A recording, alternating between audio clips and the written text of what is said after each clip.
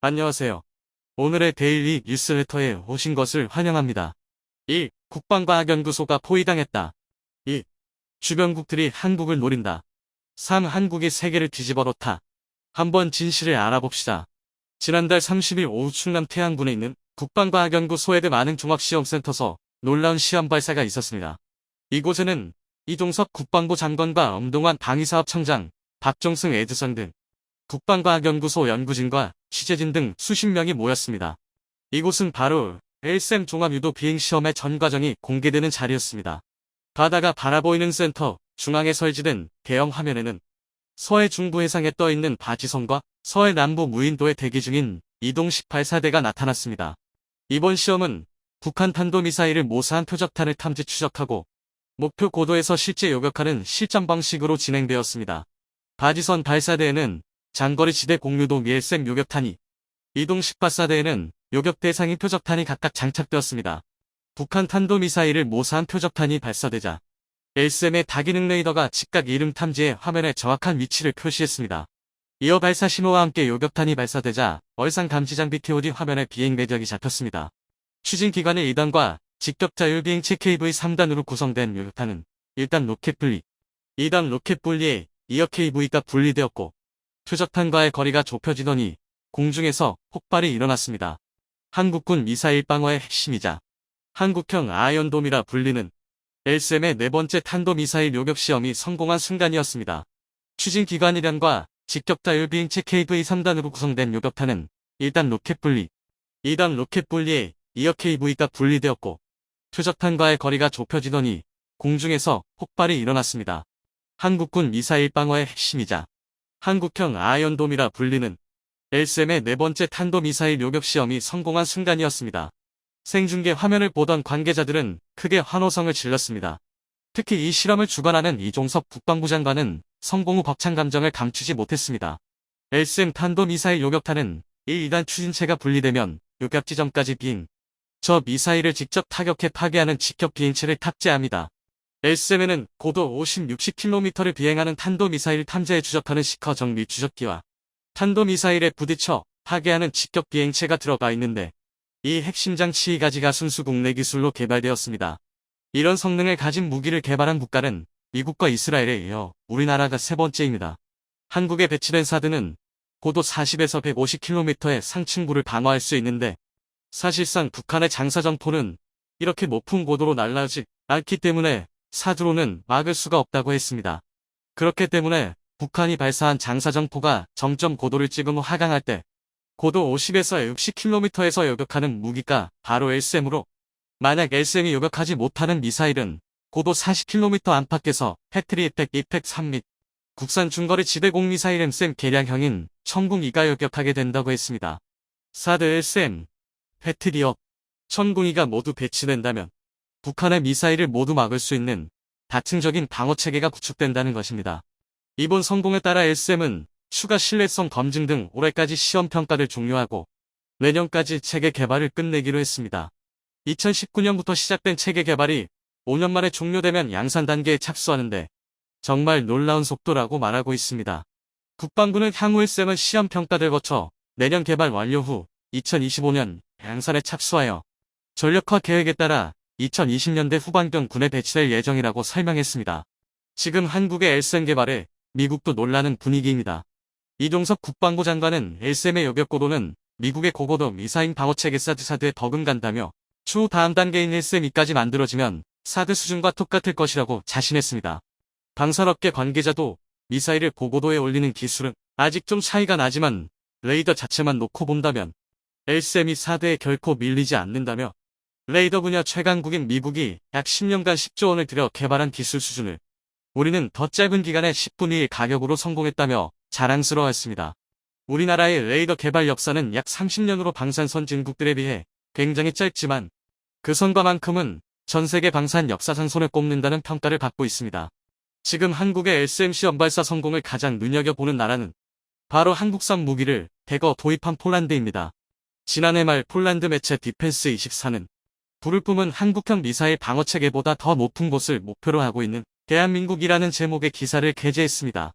이 매체는 한국이 LSM 시스템을 이용한 미사일 요격 테스트가 성공적으로 이뤘다면서 LSM은 북한의 미사일 위험으로부터 대한민국을 보호하기 위한 한국형 미사일 방어체계 캠드의 일부를 구성하게 된다고 했습니다. 또한 사드사드가 방어할 수 있는 존존을 부분적으로 보완할 수 있는 미사일 방어체계를 자력으로 갖추게 되었다는 점에서 한국인들의 자주국방 역량 강화는 매우 중요한 전환점을 맞이하게 되었다고 했습니다. 지난해 세 번째 요격 시험을 성공하자마자 폴란드 매체는 이를 대서특필했는데 이번 시험도 끝나자마자 폴란드는 폴란드 방공망에 대한 새로운 접근이라는 주제로 토론회가 펼쳐졌습니다. 여기서 진행자는 공중 및 미사일 방어가 폴란드 군대 현대화의 우선순위라고 말했고 여기에 참석한 고위 군장성들은 모두가 대공방어가 중요하다고 한 목소리로 말했습니다. 폴란드는 지난해 공개적으로 천궁이에 대한 관심을 표명했습니다. 폴란드 국방부가 천궁이에 관심을 갖는 이유는 도입하기로 결정했던 미국의 패트리어트 지대공 유도 미사일에 앞기가 지연되고 있기 때문입니다. 폴란드는 2017년 미국으로부터 패트리어트 요격 미사일 2871을 도입하고 2025년까지 8개 포대를 실전 배치할 계획이었지만 아직 미국으로부터 단 한 대도 받지 못했습니다. 그런데 미국은 최근 패트리어트 미사일을 우크라이나에 추가로 지원하기로 해 폴란드 납기는 더 지연될 가능성이 높아졌습니다. 지난해 말 폴란드 영토에 러시아 발사로 추정된 미사일 잔해가 발견된 바 있어 불안한 상황인데 전쟁이 더 커지면 언제든 러시아가 미사일을 발사할 수 있는 상황이라서 마음이 급해지고 있습니다. 이런 가운데 한국이 빠르게 LSM의 네 번째 요격 실험을 성공했다는 소식은 지금 폴란드 입장에서는 주목할 수밖에 없습니다. 한국은 정해진 납기 내에 빠르게 줄 수 있는 유일한 나라이기 때문입니다. 이미 폴란드가 도입을 검토하는 천궁 LL은 2021년 아랍에미리트 UAE에 수출하는 데 성공했으며 사우디아라비아도 UAE의 뒤를 따라 선정할 가능성이 높아지고 있습니다. 여기에 천궁 II보다 더욱 높은 고도의 요격을 위해 개발 중인 LSM 장거리지대 공유도 무기나 LSM이까지 나오면 이제 중고도 고고도 요격 무기까지 수출 대상이 될 것으로 보고 있습니다. 또한 한국형 아이언돔으로 불리는 램드 한국형 장사정포 요격체계까지 개발이 완료되면 천궁 II, LSM, 램드를 패키지로 묶은 탄도탄 다중요격 체계를 수출할 수 있게 된다고 했습니다. 한국형 장사정포 요격체계가 성공적으로 개발되고 있다는 소식에 현재 불안감을 감추지 못하는 나라가 북한 말고도 있습니다. 바로 중국입니다. 중국과 인도는 러시아의 사드라 불리는 지대공 미사일 S-400을 도입해 배치해놨습니다. 그동안 S-400은 탄도미사일부터 순환미사일과 특히 스텔스기까지 잡는 세계 최고의 대공방어 시스템으로 러시아가 자랑해왔습니다.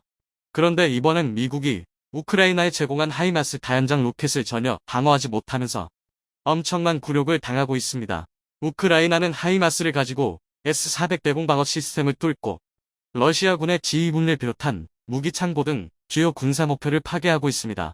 사실 중국은 S-400을 도입해 한반도 쪽을 겨냥하고 있습니다.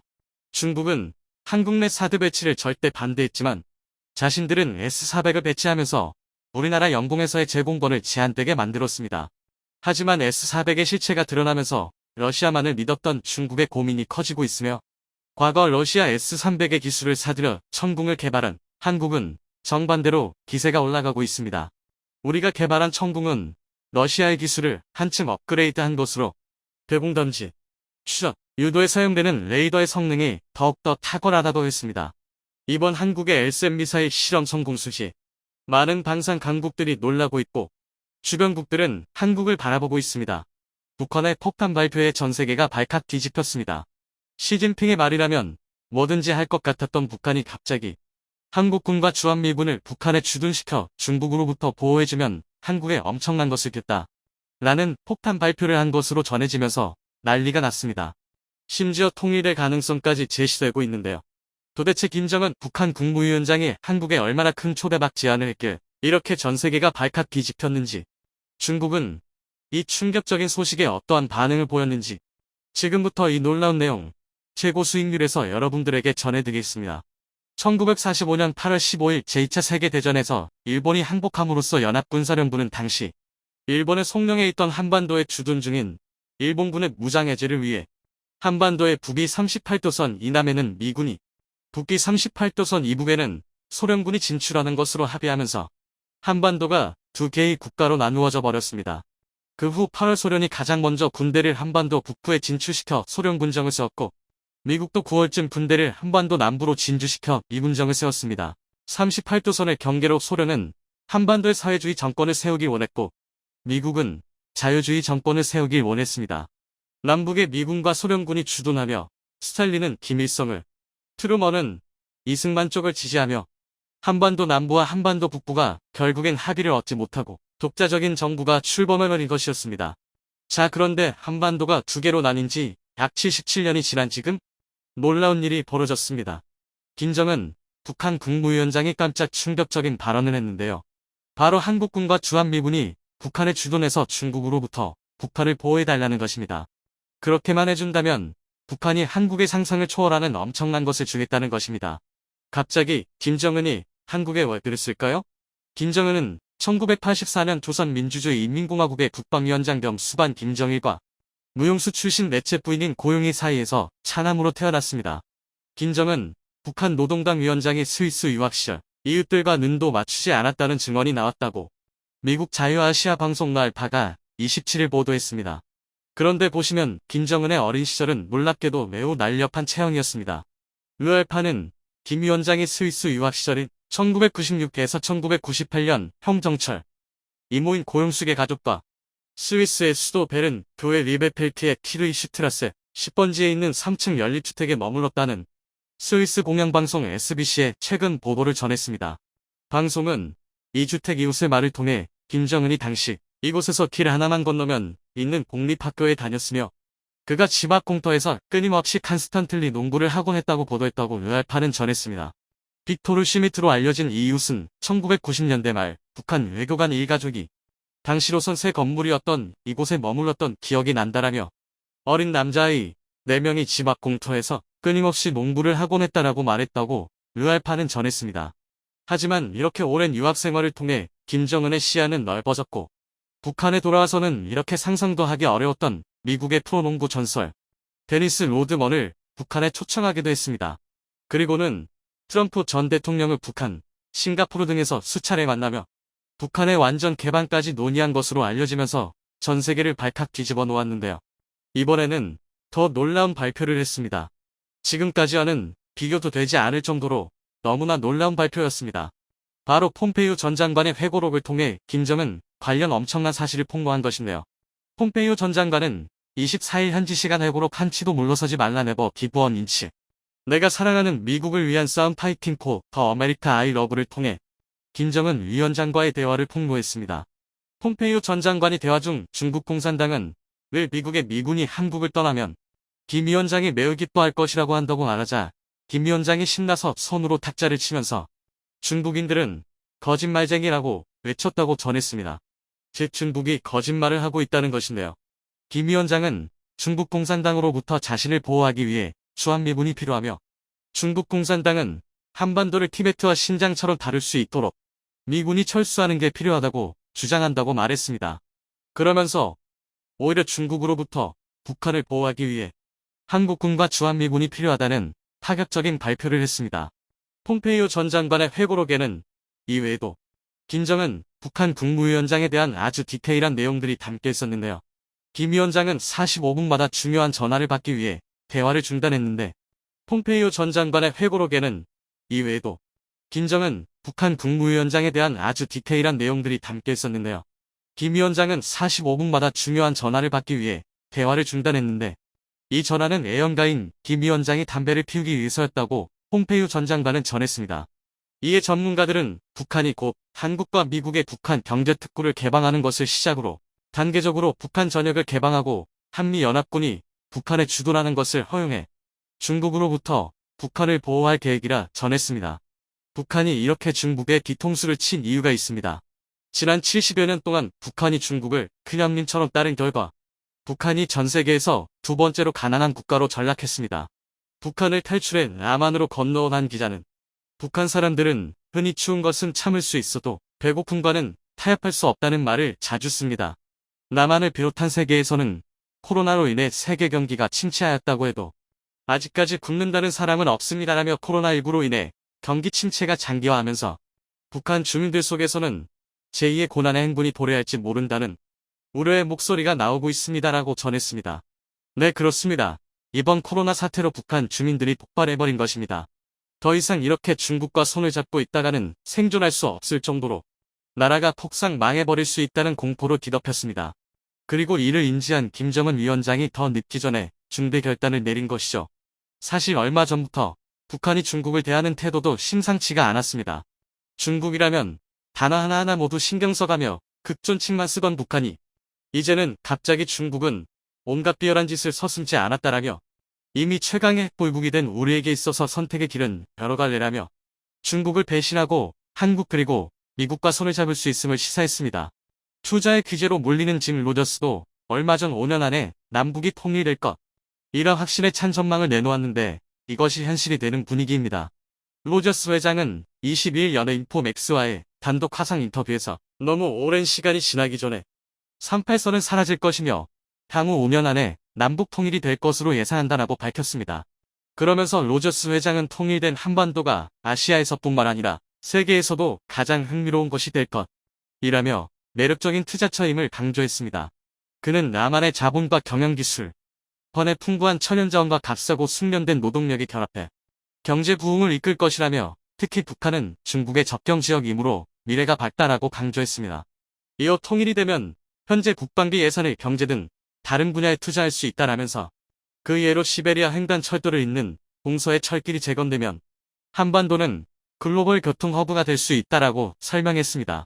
그는 통일만 된다면 이러한 자원을 바탕으로 무엇이든 만들어내 전 세계 시장으로 판매할 수 있다라면서 어떤 사업을 해도 다 잘 될 것이라고 강조했습니다. 로저스 회장은 한반도 관광을 가장 큰 투자처로 꼽았습니다. 그는 남북 경협이 원활해지고 평화가 오면 전 세계 관광객들, 한국의 문화재와 전통, 음식 등을 즐기러 몰려올 것이라며 한국이 역사상 처음으로 세계 관광지도에 이름을 올릴 수 있다라고 말했습니다. 그러면서 내가 대한항공에 투자한 것도 남북 교류가 가능해지면 북한으로 오가는 교통수단의 수요가 많아질 것을 대비한 것이라며 북한의 전기 관련 사업에 투자해도 대박날 것이라고 전망했습니다.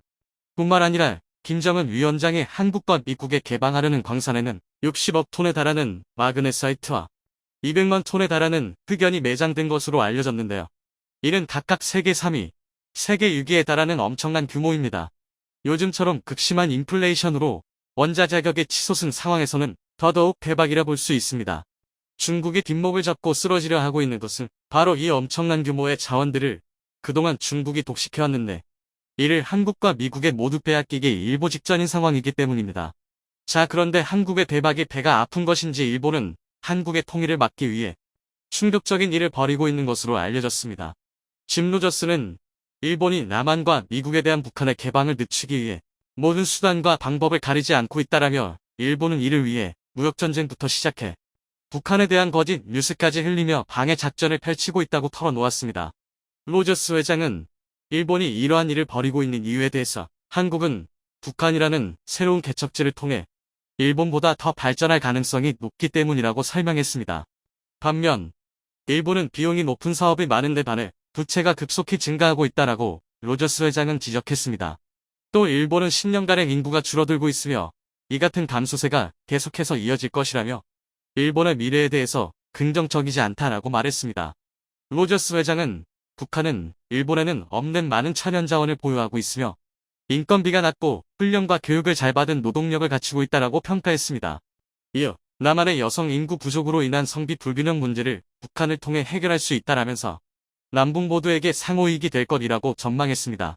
그러면서 그는 통일이 되면 합법적으로 북한에 투자할 수 있게 된다라며 통일 후 한국은 10에서 20년 안에 세계에서 가장 성공한 국가가 될 것으로 확신했습니다.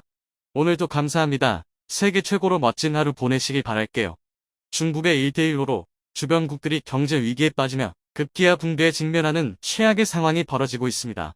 작년엔 중국의 막대한 외채 때문에 경제난에 시달린 스리랑카에선 시위대가 대통령궁을, 그런데 현재 스리랑카와 같은 상황인 중국의 비제 함정에 빠진 곳이 10여 개 국가에 달하면서 이들 모두 빈곤의 나락에 빠졌다는 충격적인 소식이 전해졌습니다.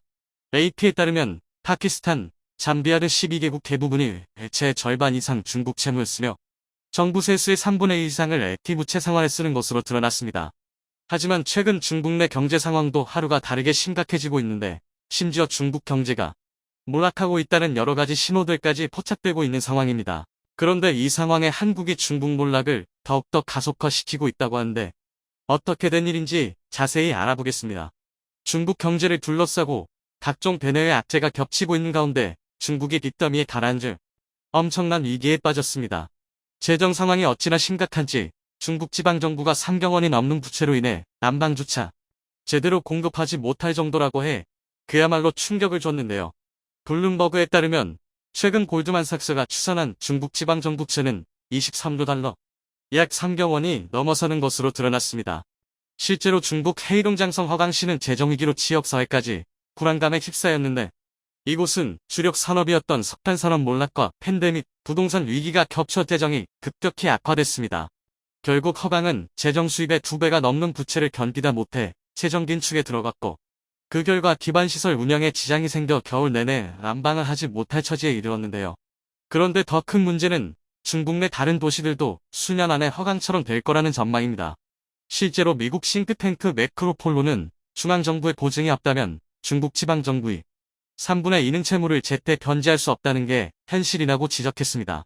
여기에 더해 최근 중국의 숨겨진 채무가 급증하며 중국의 부채 비율이 또다시 역대 최고치를 경신했는데요.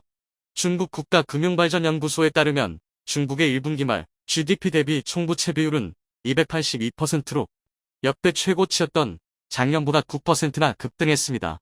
이 가운데 중국 기업의 부채 비율이 167% 기록하며 가장 두드러졌는데 이는 중국 지방정부의 숨겨진 부채 때문인 것으로 보입니다. 중국 지방정부의 자산을 담보로 인프라 투자 사업을 벌이는 LGFV의 채무는 현재 지방정부의 채무로 잡히지 않고 있어 눈속임을 하는 것 아니냐는 지적인데요. LGFV 채무가 기업 채무로 분류되기 때문에 정부 부채 비율이 낮고 기업 부채 비율이 높게 나온다는 겁니다. 따라서 현재 여러 가지 수치로 드러나고 있는 것보다 훨씬 더 많이 중국의 부채가 상당할 것으로 보입니다. 그런데 심지어 중국 경제 중 가장 큰 부분을 차지하는 부동산 시장이 최악의 상황에 직면하면서 중국의 부채 폭탄은 언제 터질지 모르는 상황인데요. 중국 정부의 활성화 대책에도 부동산 시장이 회복할 기미를 보이지 않으면서 최근엔 빚에 몰린 개발업체들의 아파트가 무더기로 경매에 쏟아지기까지 했습니다. 중국 언론에 따르면 올해 들어 칭다오에서만 494채의 아파트가 법원 경매 물량으로 나오는 중국 부동산 시장이 장기 침체에 빠졌다는 사실을 방증했습니다. 그런데 이런 상황에 한국은 탈중국을 가속화하며 중국에 더 큰 걱정거리를 선물해줬습니다.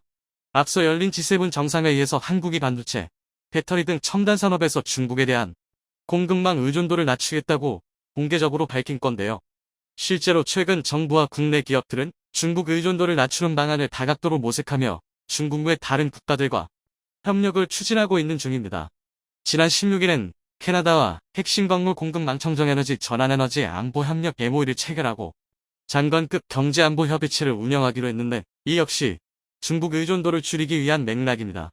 이렇게 한국이 중국을 본격적으로 손절하려는 움직임을 보이자 이를 알아차린 중국은 G7 회의 이후 한국에 갑작스런 제재를 가하며 불순한 의도를 드러내고 말았습니다. 실제로 이달 중순부터 중국 일부 지역에서 네이버 접속 장애가 발생한다는 이야기가 계속 나오면서 중국 정부가 네이버를 차단한 거 아니냐는 추측이 이어졌습니다. 그리고 최근 한국 가수 정영화의 중국 예능 프로그램 출연이 취소되자 한한령이 부활할 수도 있다는 목소리가 나오기도 했는데요. 하지만 다양한 분야에서 한국 기업들은 할만하다 혹은 오히려 좋아라는 반응을 내놓으며 분위기가 완전히 달라졌음을 실감케 했습니다. 이는 수년 전부터 지나친 중국 의존도를 의식해 호주, 아세안, 북미, 남미 등으로 수입처 다변화를 꾀했던 특히나 전기차 배터리 관련 기업들은 탈중국에 대해 오히려 좋다는 반응으로 자신감을 보이고 있습니다. 포스코그룹은 그동안 호주 리튬과 니켈 자원 개발을 위해 4조 원 이상의 투자를 해온 것으로 파악되는데 아르헨티나 염호에서 역시 리튬을 채굴할 계획입니다. 이렇게 확보한 자원을 바탕으로 포스코 퓨처엠이 각종 배터리 소재를 만든다면 중국 의존도를 크게 낮출 수 있다는 분석입니다. LG화학 역시 최근에 미국 피드몬트 리튬과 연 20만 톤 규모의 리튬 정광 구매 계약을 맺으면서 공급망 다변화를 꾀했습니다. 배터리 4대 핵심 소재인 분리막전해지를 만드는 업계에서도 탈중국을 두 팔 벌려 환영하고 있는 분위기인데 우선 분리막 업계에서는 스키트가 연내 북미 투자 의사결정을 마치고 실행 여부를 확정할 방침입니다. 그리고 이렇게 미국 투자가 현실화하면 스티트는 글로벌 3대 전기차 시장 모두의 분리막 생산 거점을 마련하게 될 전망입니다. 전해질 업계는 대부분 북미 투자 계획 수립을 모두 끝낸 상태로 엔캠은 조지아주에 연 2만 톤 규모의 전해액 공장을 가동하는 동시에 테네시, 오하이오, 미시간 등지에 신규 생산 거점을 마련할 계획입니다. 솔브레인과 동아기업도 내년 하반기부터 현지에서 전해액 생산에 나설 예정으로 솔브레인은 인디애나주에 생산시설 공사를 시작했고 동아기업은 상반기 중 테네시주에서 첫을 예정입니다. 사실 이제는 예전처럼 중국산만 갖고 전 세계를 상대로 배터리 소재를 팔 수 있는 시대가 아니기에 한국 기업들은 미리 탈중국을 계획하고 있었는데요. 내친 김에 이들 기업들은 본격적인 탈중국을 통해 그간 중국의 패권을 누려온 분야에서 추격의 기회를 잡으며 우리가 패권을 가져오겠다는 자신감까지 내비치고 있는 것으로 보입니다. 여기에 더해 최근 현대차도 중국 경제의 몰락을 가속화시키는데 힘을 보태고 있는 중인데요. 자동차 업계에 따르면 현대차가 6월 창저 공장 가동을 멈추고 공장 설립 7년 만에 매각하기로 결정했습니다. 창저 공장은 현대차의 네 번째 중국 공장으로 현재 공장 일부 설비를 현대차 베이징 1공장에 이관하고 사업 철수 과정을 밟고 있다고 합니다. 현대차 철수 결정 소식에 창저 지역 주민들은 현대차 공장이 곧 문을 닫는다는 소문을 틀었다. 2016년 공장을 세울 때만 해도 사람들이 모두 기뻐했는데 문을 닫는다니 너무 아쉽다는 반응이 쏟아졌는데요. 하지만 현대차는 이런 현지 분위기에도 불구하고 냉정하게 중국 시장을 떠날 준비를 착착하고 있는 중으로 실제로 중국 내에 있는 나머지 공장도 거의 가동하고 있지 않다고 합니다. 현대차가 이렇게 냉철한 판단을 할 수 있었던 건 중국 판매가 아니어도 해외에서 아주 무섭게 폭풍 성장 중이기 때문입니다.